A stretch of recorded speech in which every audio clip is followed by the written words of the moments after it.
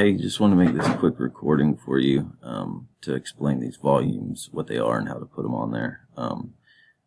So they're called relative volumes, and what you do is, this is on TradingView platform. So go to Indicators and Strategies, and you want to type in the search bar RVOL, and it will come up. There's lots of them, so you want to look for the volume plus Rvol by time of day, and I started.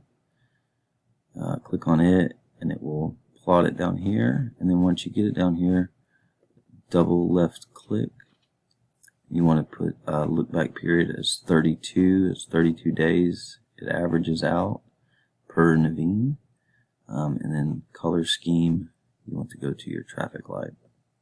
And what that means is, or what this is this purple line is your average. And then whenever it goes above your average, it changes depending on the color. It means how the relative volume for that time of day is high, higher, really high, and extremely high. So from red, just think of like a stoplight: red, yellow, green, and super green. So this indicates that there was super high volume relatively for that time of day. And it's the standard volumes that you get, but it just shows you a little extra. Hope that helps.